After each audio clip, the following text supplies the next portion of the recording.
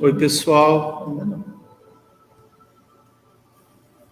Boa noite, tudo bem? Meu nome é Fernando, eu faço parte do grupo aqui de trabalhadores do Centro Espírita Paz e Amor, e é com muita alegria que a gente recebe aqui mais uma vez grandes amigos nossos lá de Poços de Caldas, o Rony e a Li. Eles são trabalhadores lá da casa Irmã Narcisa, que inclusive hoje é aniversário, né? Ali me lembrou agora há pouco, 63 anos de luz aí, graças a Deus perdurou nessa caminhada tão bacana que é levar a palavra do nosso irmão Jesus Cristo aí para o pessoal que se interessa, para o pessoal que leva a sério. Hoje eles vão trazer um tema bem bacana aqui para a gente, que é a caridade. É uma palavrinha só que ela é tão extensa de sentido, né? Que a gente às vezes até se embanana. Mas isso é caridade, aquilo é caridade, isso é... Então, graças a Deus, a gente tem a presença deles aí hoje para falar um pouquinho mais. Enquanto a gente vai apresentando, gostaria de lembrar o pessoal para pegar a água frutificada, para a gente tomar no fim da reunião, que substitui o passe magnético que é dado presencialmente aqui na casa. Gostaria também de lembrar do programa do Evangelho no Lar, que passa na TV Andradas, passa também pela internet, aos sábados, segunda e terça-feira. Tá? Então, Rony, Li, muito obrigado, primeiramente pela disposição aí, por mais uma vez estar aqui falando para a gente. E gostaria de abrir, então, com uma prece inicial, que a gente procura um lugar aí bem calminho, que a gente fique à vontade, respirar fundo, tentar pensar em coisa boa, agradecer por mais uma oportunidade de estudo, de aprendizado, de escutar a palavra do nosso Senhor Jesus Cristo, que vivenciou o amor do nosso Criador, Deus Todo-Poderoso, que exemplificou quando esteve aqui sobre a terra tudo que nós temos que levar como reflexo dele e tomar como base as nossas atitudes. Agradecer por termos mais essa oportunidade de termos um teto, de termos alimento, de ter saúde, e pedir para que assim continuemos, que se estenda aos nossos irmãos, e que assim seja. Pessoal, então, a palavra aí é de vocês.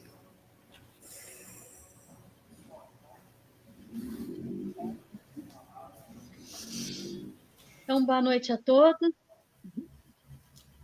Então, hoje nós vamos comentar sobre a caridade. E eu vou ler no capítulo 19 do Livro dos Espíritos a pergunta 886. Caridade e amor do próximo. Então, qual o verdadeiro sentido da caridade, como a entendia Jesus? Benevolência para com todos, indulgência para as imperfeições dos outros e perdão das ofensas. Então, os Espíritos nos respondem que o amor e a caridade são um complemento da lei de justiça, pois amar o próximo é fazer-lhe todo o bem que nos seja possível e que desejamos que nos fosse feito. Tal sentido dessas palavras de Jesus Amai-vos uns aos outros como irmãos. A caridade, segundo Jesus, não se restringe na esmola, ela abrange todas as relações em que nos achamos como os nossos semelhantes, sejam eles nossos inferiores, nossos iguais ou nossos superiores. Ela nos prescreve a indulgência, porque de indulgência precisamos nós mesmos, e nos proíbe que humilhemos os desafortunados, contrariamente aos que costumam fazer. Apresente-se de uma pessoa rica e todas as atenções e deferências lhe são dispensadas. Se for pobre, toda a gente como que entende que não precisa preocupar-se com ela. No entanto, quanto mais lastimosa seja a sua posição, tanto maior cuidado devemos pôr em não aumentarmos o infortúnio pela humilhação. O homem verdadeiramente bom procura elevar aos seus próprios olhos aquele que lhe é inferior, diminuindo a distância que o separa. Então, esse capítulo, ele até abrange, né, continua nas outras perguntas, falando, né, dessa palavra caridade, mas no sentido bem amplo. E aqui eu trouxe o comentário sobre a caridade, né, a caridade de Jesus, citada pelo Espírito Miramês. Então, o Livro dos Espíritos, ele é comentado pelo Espírito Miramês através do médium João Nunes Maia, que foi um grande médium. Então, o Espírito Miramês, ele traz esse comentário muito rico, falando da caridade de Jesus. Porque a caridade, segundo Jesus, ela é uma ação benfeitora, capaz de modificar a criatura em todos os sentidos, tanto quem oferta como quem a recebe. Porque quando a gente faz uma caridade, a gente sente no coração, né, aquela vontade, aquela realização, a gente sente bem ofertando essa caridade. Então, a caridade, ela é tão boa para quem faz, como para quem a recebe. Ela é o amor na sua mais alta expressão. A caridade pura, ela não restringe somente na comida, na roupa ou no teto. Ela se estende em todas as direções que possamos entender. Porque às vezes a gente está muito acostumado, quando a gente fala de caridade, e nós temos passado muito isso, né, de acolher as pessoas nessa época de pandemia, e a gente às vezes só pensa muito no sentido da comida, ou daquilo que a pessoa está precisando, onde dormir. É lógico que isso é importante, mas numa época igual essa, que nós estamos vivendo também, muitas pessoas, elas estão se sentindo deprimidas, estão afastadas de Deus. Então, às vezes, uma palavra de conforto que a gente pode, né, tá ajudando, isso também é uma forma de caridade, né? Ligando, hoje a gente tem, né, o WhatsApp, hoje a tecnologia ela é muito ampla, então a gente pode mandar, às vezes, uma mensagem ou uma palavra de carinho, né? Então, a caridade ela é muito ampla, né? O Miramês, ele traz aqui, em vários momentos que eu vou estar lendo, como uma realização que a gente pode estar fazendo o tempo inteiro, né? Trazendo a caridade, na verdade, desde a hora que a gente acorda até a hora que a gente vai dormir. Trazendo a caridade como consciência na nossa vida, em todos os atos. Então, ele fala que um gesto de amor nos leva a Deus e nos faz a ver Jesus dentro de nós. Em todo o trabalho que fizemos, não esqueçamos da caridade, né? Então, é isso. Às vezes a gente está indo para o trabalho e podemos estar usando a caridade na realização do carinho com o próximo, né? Daquilo que o outro pedia, eu não ficar na irritação, ou ficar achando, ou ficar olhando, quando eu tenho que ir embora, não vejo a hora de ir embora. Então, a gente trazer essa caridade, esse amor verdadeiro dentro do nosso coração e trazer na prática do nosso dia a dia, em tudo que a gente for fazer. A gente observar mesmo o estado, a emoção, o sentimento que a gente está ali e trazer esse alerta e falar, não, mas peraí, por que eu não trago, às vezes, esse pedido do meu companheiro que está no serviço, que está fazendo um pedido para mim, por que eu não levo isso para ele como uma forma de amor, em vez de levar como uma forma de obrigação e querendo logo acabar? Então, na verdade, a caridade, eu penso que ela é um processo de consciência de tudo mesmo do nosso dia a dia. Nessas vezes eu estou lavando a louça de casa, né, que às vezes a obrigação acaba ficando para as pessoas que moram e chegou na minha vez, eu tenho que lavar, eu lavar com amor, é uma caridade também, né, de eu estar podendo estar realizando essa tarefa, onde todo mundo vai se sentir bem, com a casa limpa. Então, trazer a caridade em tudo que a gente puder fazer, a gente não esquecer da caridade. Então, devemos despertar alegria por estarmos diante de um ser humano, sendo pobre ou sendo rico, né? Então, sem ver o que a pessoa é, porque a gente às vezes observa muito, às vezes está muito embutido isso dentro de nós, a questão material, a gente primeiro olhar o ser humano, independente da classe social, porque a gente sabe que isso, nós sabemos que cada reencarnação a gente vem num processo, né?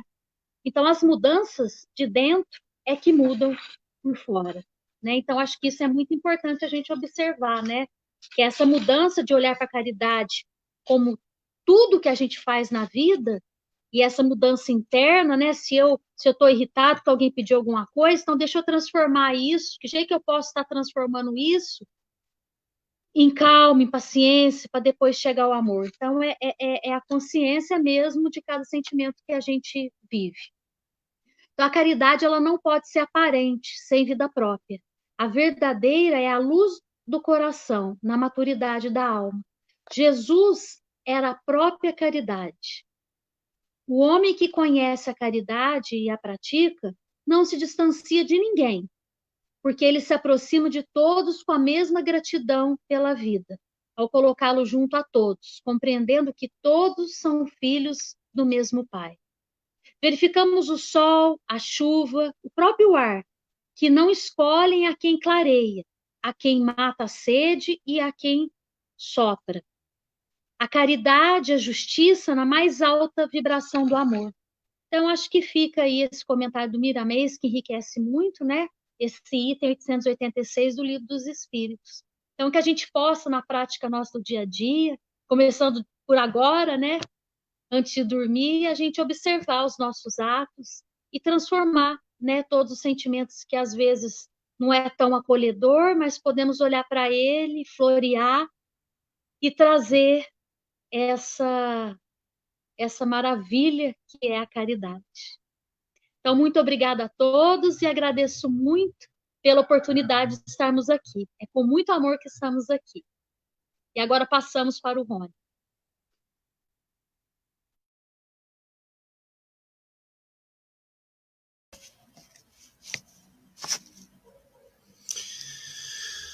Muito bem, pessoal. Então, boa noite a todos. Nós agradecemos também a Deus a oportunidade, ao pessoal aí do Paz e Amor, por dar essa oportunidade da gente estudar mais um pouco, né? Porque nós somos os primeiros beneficiados, né? Quando nós temos mais uma oportunidade de rever os ensinamentos espíritas, que nada mais são que os ensinamentos de Jesus, né? Então,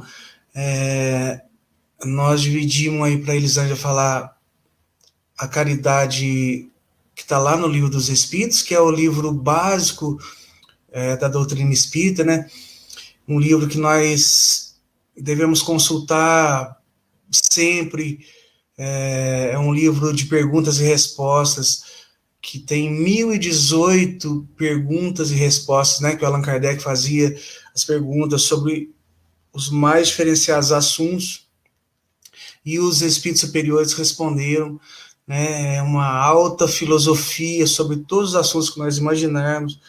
Então, que a gente possa nunca estar satisfeito com aquilo que a gente já sabe da vida, mas sempre ser curioso para saber mais, porque isso nos impulsiona a evoluir, a se melhorar. E nós ficamos com a parte de falar do evangelho, da caridade no Evangelho segundo o Espiritismo, que é o terceiro livro da codificação espírita. Por curiosidade, nós fizemos uma pesquisa aqui hoje, a palavra caridade aparece no Evangelho segundo o Espiritismo 268 vezes. E um capítulo central do livro, e que nós podemos dizer que talvez o mais importante, porque o Allan Kardec vai colocar isso, e os espíritos aqui vão colocar isso realmente como uma bandeira do espiritismo. Nós vamos ver que a maioria dos capítulos do Evangelho segundo o Espiritismo tem como título uma frase de Jesus, principalmente aquelas que ele disse no Sermão da Montanha. Então, o capítulo 5, bem-aventurados os aflitos, depois tem bem-aventurados os puros de coração, etc. E esse capítulo chama fora da caridade não há salvação. Isso é inclusive como se fosse uma resposta a uma coisa que à época era muito forte no meio religioso, que se dizia, fora da igreja não há salvação. Inclusive é um dos itens desse capítulo que Allan Kardec vai comentar. Fora da igreja não há salvação, ou seja, dizendo que quem não tomasse partido da igreja católica, no caso, não encontraria salvação. E o Espiritismo vem dizer aqui, os espíritos da codificação vem dizer o seguinte: não é fora da igreja, não é fora do Espiritismo, não é fora de qualquer outra denominação religiosa, filosofia, partido, qualquer coisa que nós vestirmos a camisa de alguma coisa, seja o que for, isso não muda nada na nossa vida. Né? Dizer, ter a carteirinha de algum lugar, dizer que a gente faz parte, a gente tem um contrato, assinou alguma coisa, é sócio de alguma coisa, isso é tudo coisa exterior que não diz nada da nossa vida.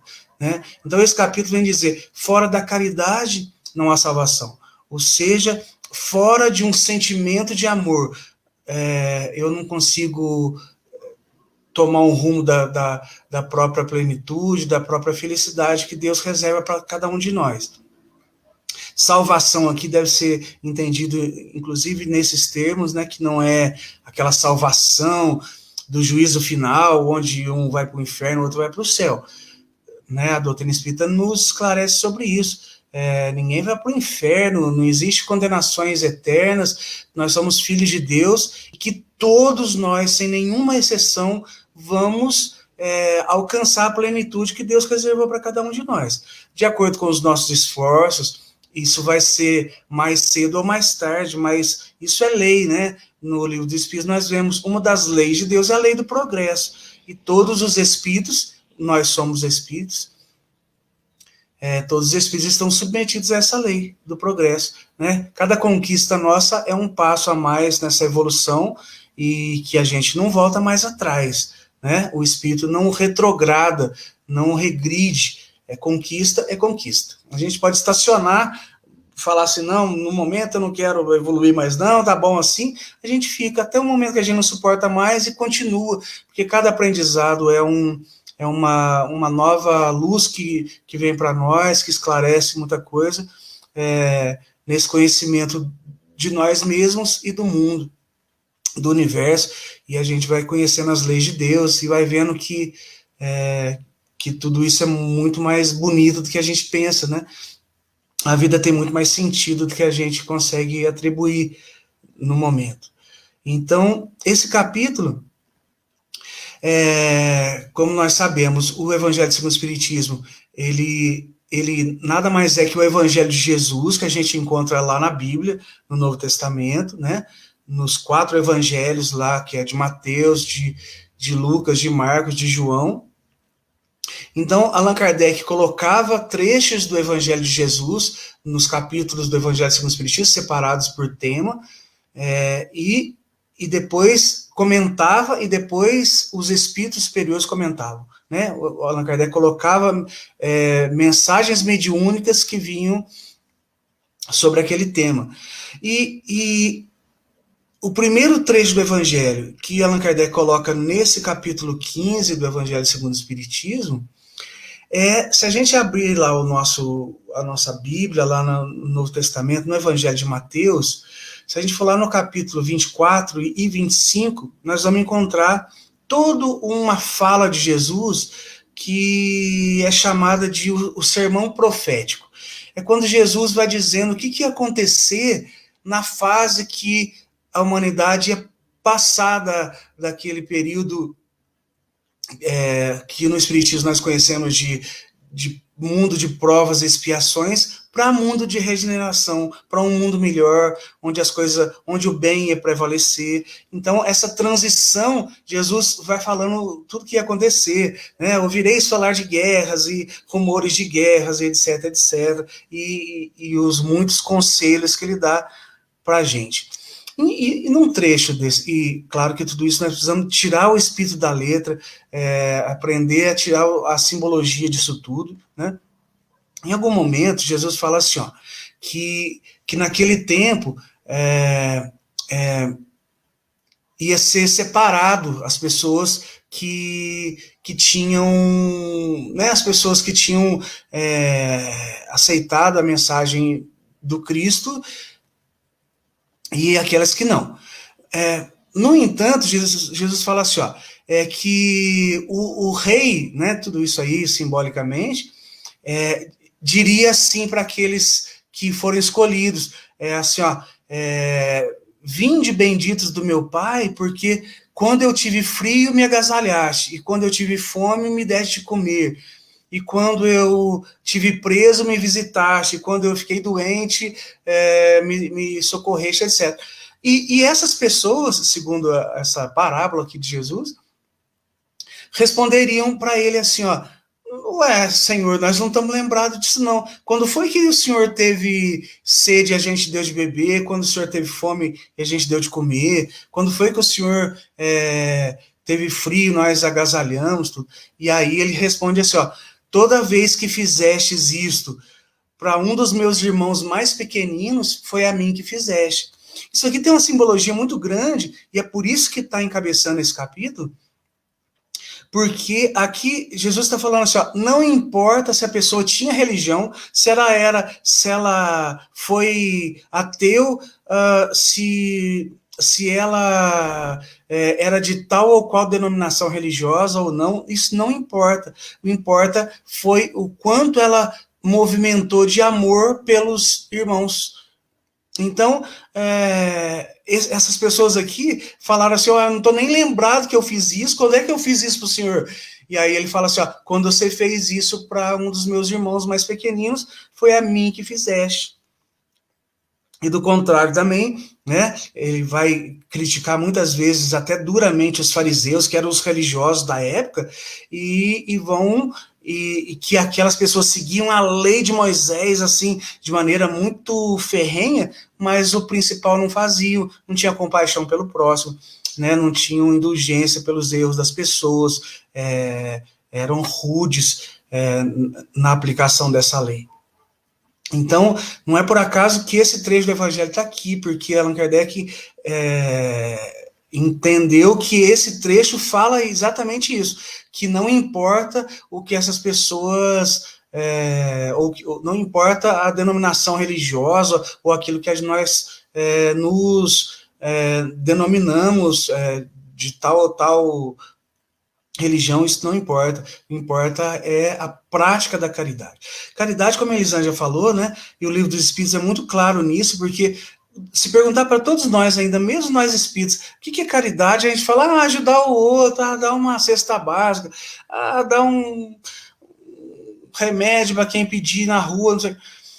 E quando eles perguntam lá, que a Elisângela leu, o que é caridade, segundo como Jesus entendia, eles falam bondade para com todos, indulgência para com os erros alheios e perdão das ofensas. Ou seja, isso é muito mais profundo do que o que nós chamamos de caridade, muitas vezes é filantropia, né? O que também é importante, como a Elisângela deixou claro, né? Muitas vezes a gente quer dar uma boa palavra para alguém, mas o que ela está precisando é de pão, porque o estômago vazio não consegue nem escutar boas palavras, né? Primeiro a gente tem que satisfazer as necessidades básicas das pessoas, né? Mas, muitas vezes, o pão, né, como o próprio Cristo diz, nem só de pão vive o homem, o pão é necessário para a gente se manter vivo nesse corpo, mas depois disso, todo o resto é necessário, né, porque nós temos fome espiritual, sede espiritual, porque nós somos espíritos e necessitamos de tudo isso. O segundo trecho do Evangelho que Allan Kardec põe nesse capítulo é exatamente a parábola do bom samaritano. Obviamente que nós não vamos nem ler ela inteira e nem tentar falar de todos os detalhes, porque isso é estudo para 5 anos. Mas, só para a gente recordar, essa parábola, Jesus está falando para um fariseu, porque os fariseus, que eram esses doutores da lei, que estudavam muito a lei de Moisés, eles tentaram muitas vezes fazer alguma pegadinha com Jesus para pegar Jesus em vigilante e para poder criticar Jesus. Mal sabiam eles que eles estavam falando com o governador espiritual do planeta Terra, né? Não ia ser fácil fazer isso. Então, o doutor da lei, esse fariseu, ele se levanta, né? E o texto, se a gente for analisar cada detalhe, quando o texto diz que o doutor da lei se levantou, isso quer dizer até de uma postura espiritual dele, de arrogância, de falta de humildade, de prepotência, né? Se levantou acima de todos e falou para Jesus assim, em voz alta, para todo mundo ouvir, falou assim, mestre, que hei de fazer para herdar a vida eterna? Tipo assim, falando para Jesus, para ver se Jesus incorre em algum erro. E Jesus responde para ele, devolve a pergunta para ele. O que está escrito na lei? Como lês? Ou seja, você é um doutor da lei, você sabe tudo da lei. Como lês? O que você interpreta dessa lei? E o doutor da lei fala tudo decorado na ponta da língua, né? Amarás o Senhor teu Deus e tal, como a si mesmo, e o próximo como a si mesmo, etc, etc. Falou tudo. Aí Jesus fala para ele assim, ó, muito bem, você respondeu muito bem, faz isso e você vai viver a vida eterna. E aí ele fica meio sem graça, e aí até o texto diz assim, ó, e ele querendo justificar-se, perguntou, e quem é o meu próximo? Veja, aí também está uma pegadinha, porque entre os judeus tinha 2 linhas, aqueles que achavam que o próximo, que está escrito lá na lei, amar o seu próximo, mas alguns interpretavam que o próximo era só os judeus, quem era gentio, ou seja, o não judeu, o romano, o qualquer outro, não era o próximo, não era meu irmão. O mandamento só falava para amar o próximo e eles interpretavam que próximo era só os judeus. Outra linha do judaísmo que tinha como cabeça dessa linha assim, que era o Hillel, para quem já leu o livro Paulo e Estevão, psicografado pelo Chico Xavier, do Espírito Emmanuel, vai aparecer lá como o tutor de Paulo, aquele que foi o professor de Paulo a vida inteira, era o Gamaliel. Esse Hillel, que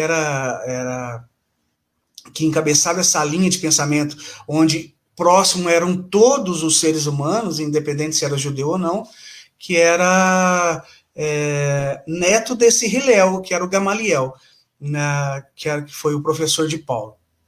Então, essa pergunta falou assim, ó, vamos ver como que Jesus vai se posicionar. Se ele falar que próximo é todo mundo, ele tomou partido dessa linha. Se ele falar que próximo são só os judeus, ele tomou partido dessa outra linha. para ver se eles conseguiam algo a criticar em Jesus. E Jesus não responde essa pergunta diretamente, mas a resposta de Jesus é uma parábola.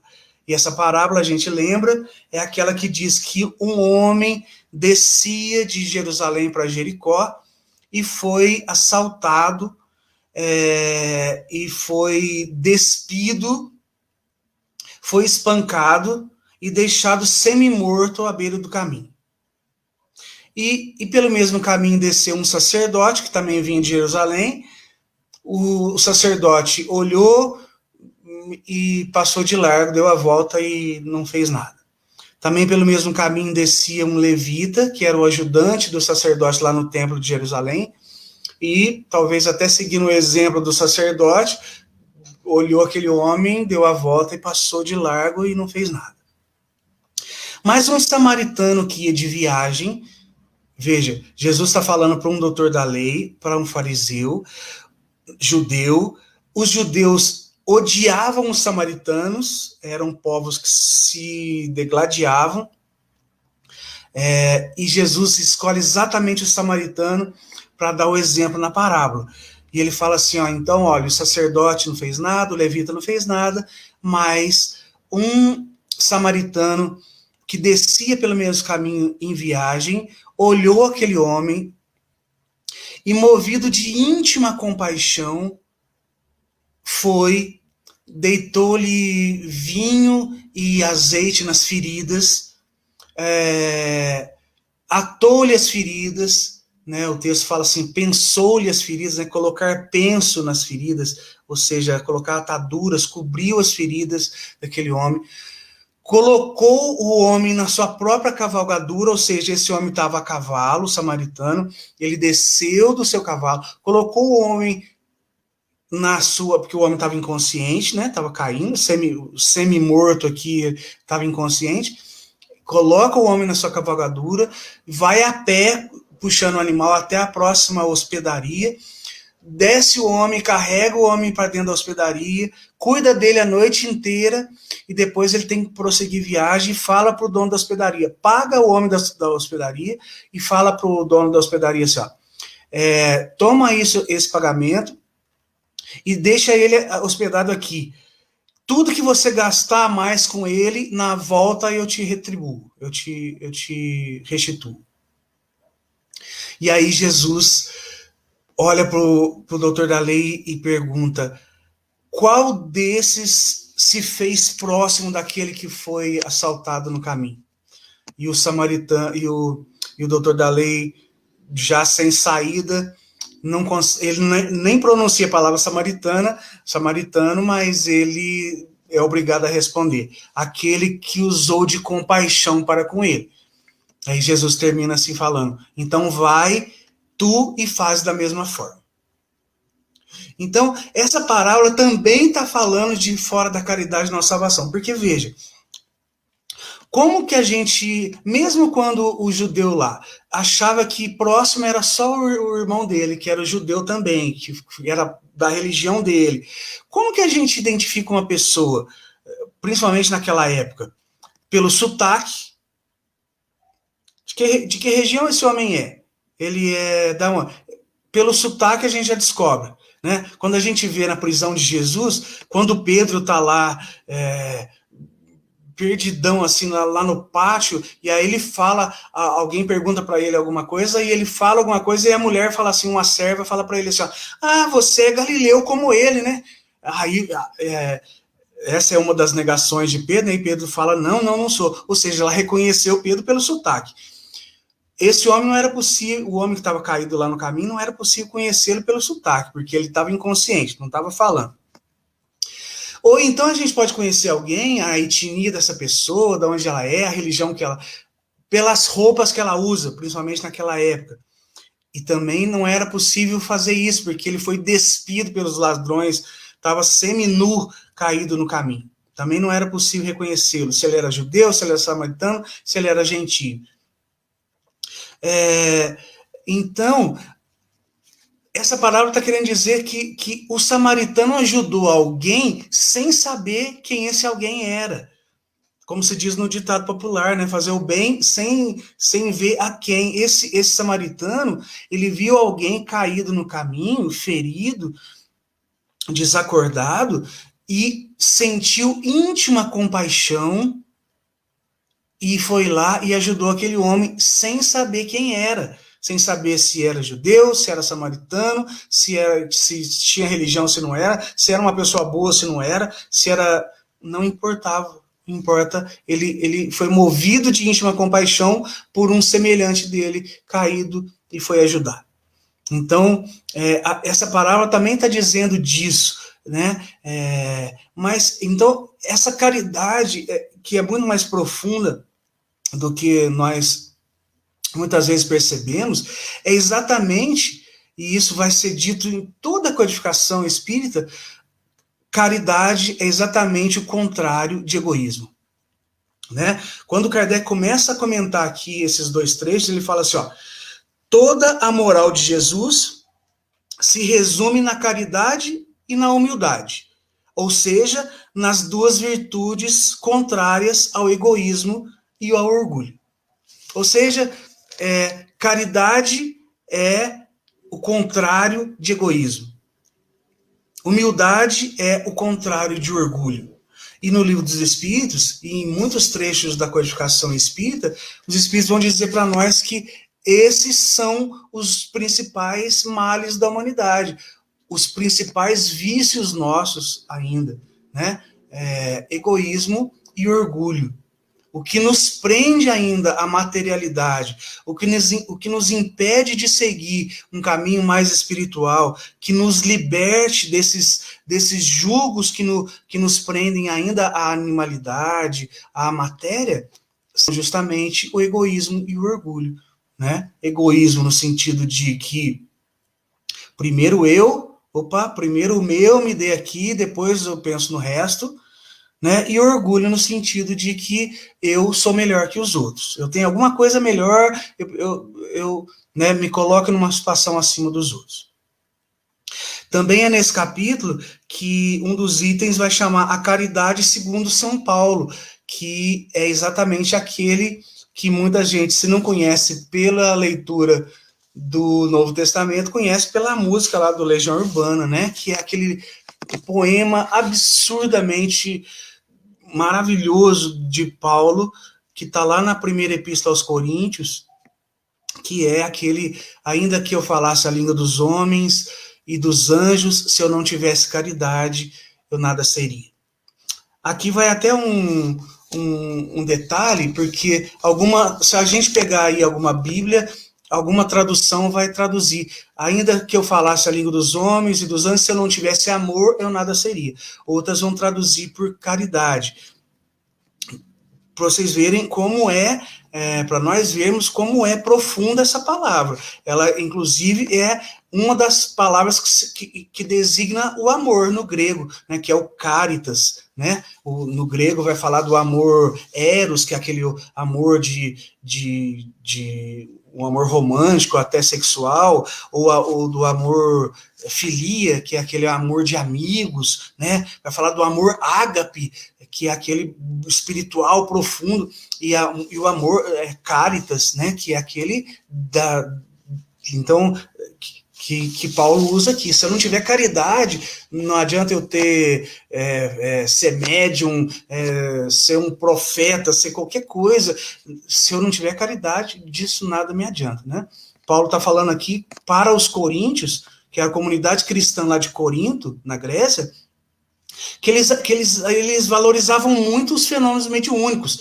Então, por isso que Paulo fala, ainda que eu falasse a língua dos homens e dos anjos, porque tinha os fenômenos mediúnicos lá, que eles diziam que falavam em línguas diferentes, e Paulo vai dizer assim, ó, se você não tiver caridade, nada disso vai adiantar. Né? Mesmo quando eu estiver fazendo uma caridade material, quando eu estiver ajudando alguém materialmente falando, repartindo meu pão com alguém, se eu não fizer com caridade, isso nada adianta. Pode matar a fome de alguém, mas aquilo fere o orgulho da pessoa, é um pão amargo na boca, né? se não for com caridade, se não for com amor, se não fizer como se eu faria para um ser amado, né, para um filho, para um irmão meu de sangue, para minha mãe, para o meu pai, se eu não fizer para aquela pessoa como eu faria para um ser que eu já amo, aquilo não serve de muita coisa. Pode ser chamado de filantropia, pode ser chamado de outras coisas, mas ainda não é amor em movimento, não é caridade, né?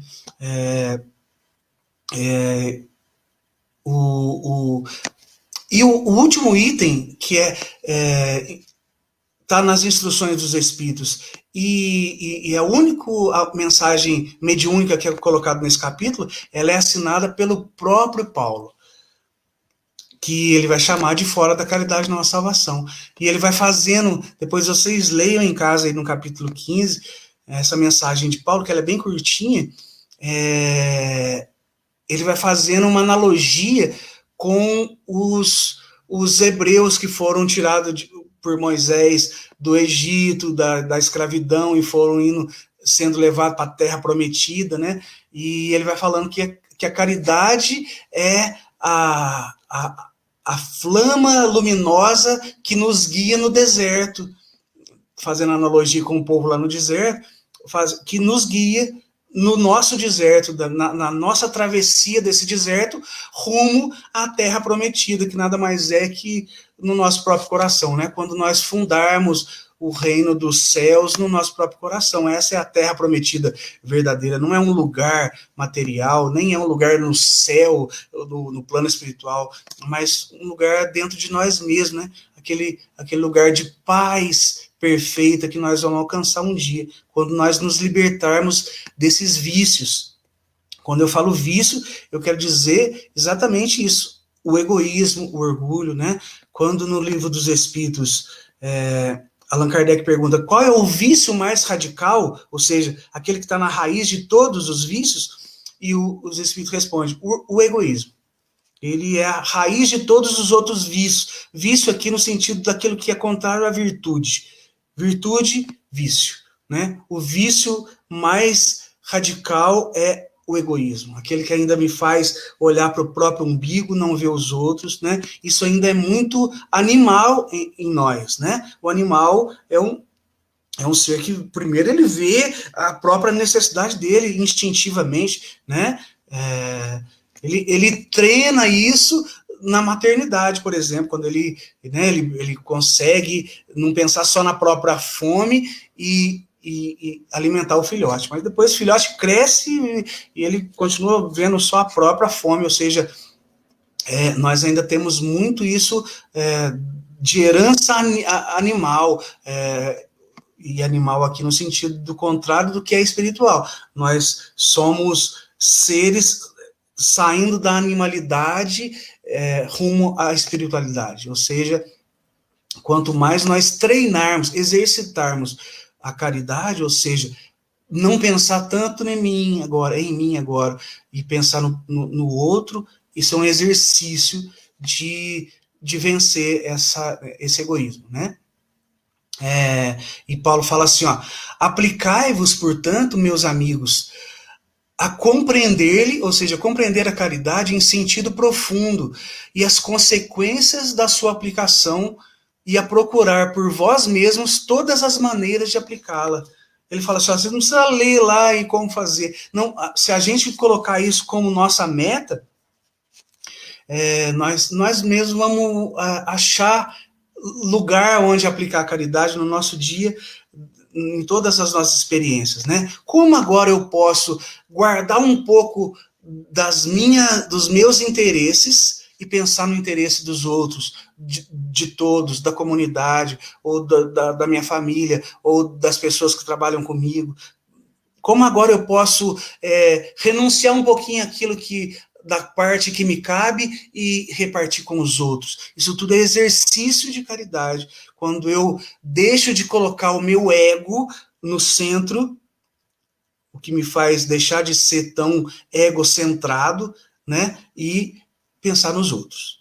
Esse é um exercício de caridade, é o que Paulo nos recomenda fazer, exercitar a todo momento. Como que eu posso fazer isso?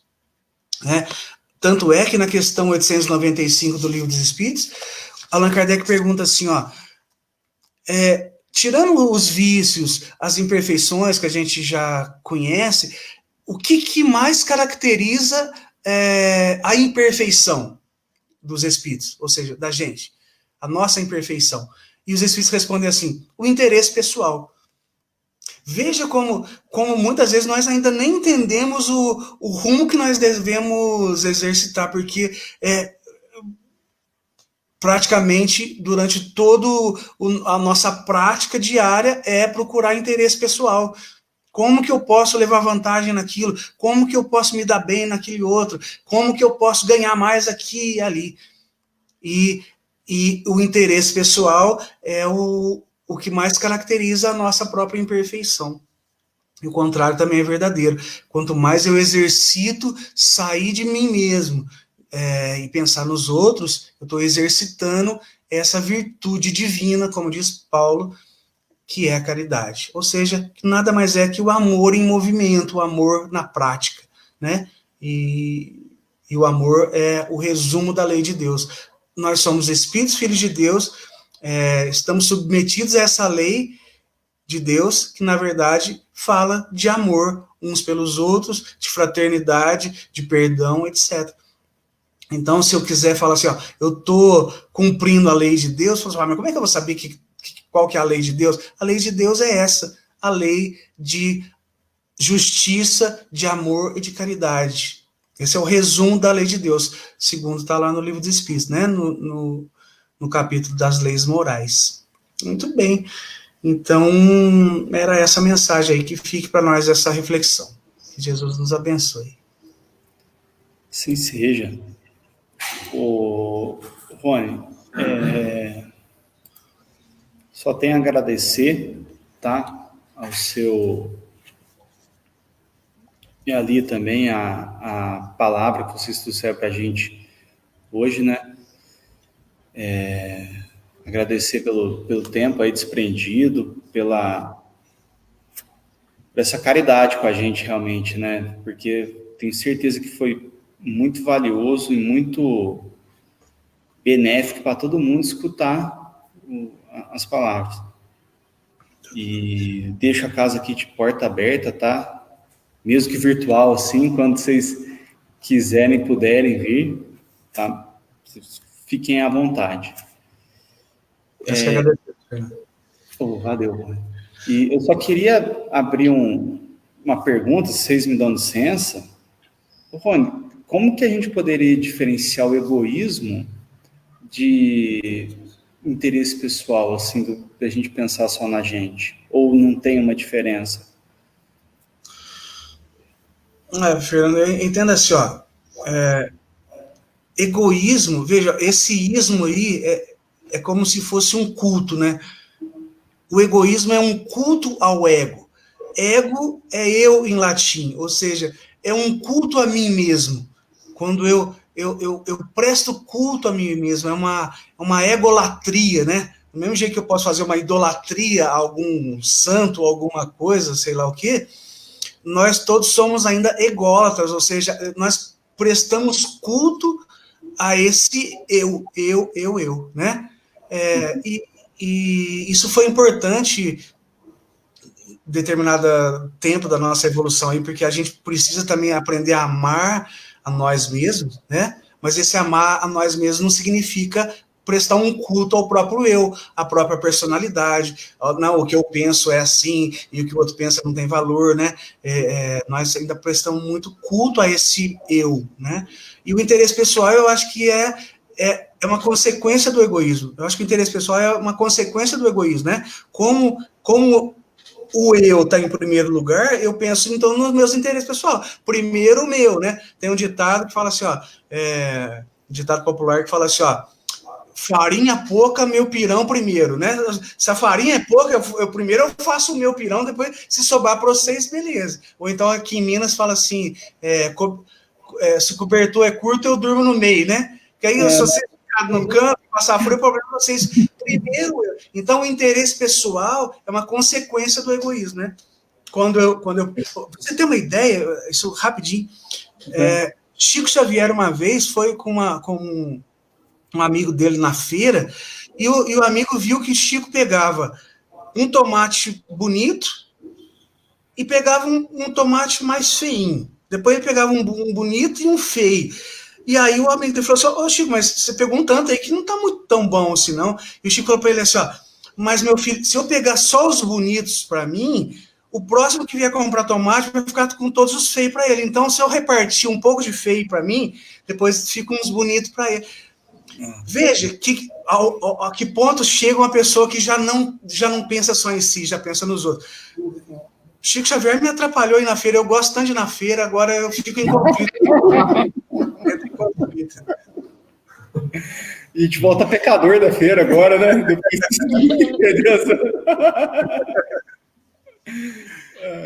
Mas é uma exemplificação bacana isso aí, né? Que olha que ponto que chega a evolução da pessoa pensar tanto no próximo a ponto de escolher a comida e se preocupar com o que vai ficar, né? Não sobrar, né, para ele. Pessoal, então, muito obrigado. Alice, se você me permite, eu gostaria de convidar você para fazer a prece final. Faço. Por favor. Então, a gente gostaria primeiro de agradecer, né, essa oportunidade. Muito obrigada mesmo. E agora, a gente traz no nosso coração, hoje tão falado da caridade, do amor, a gente traz a figura do Mestre Jesus no nosso coração,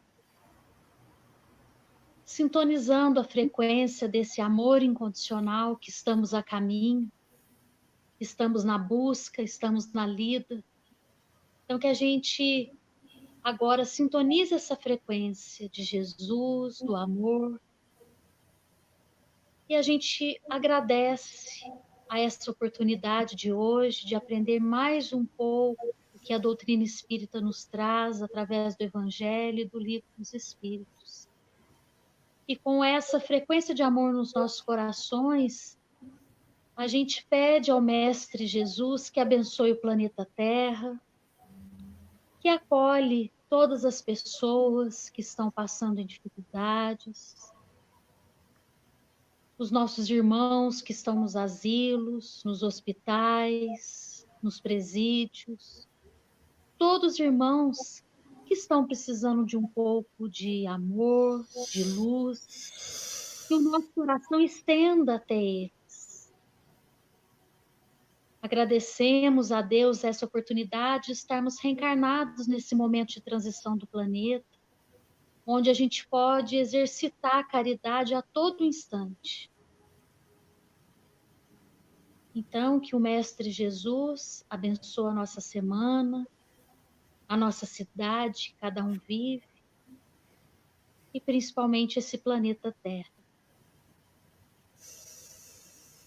Que Deus nos abençoe e que assim seja.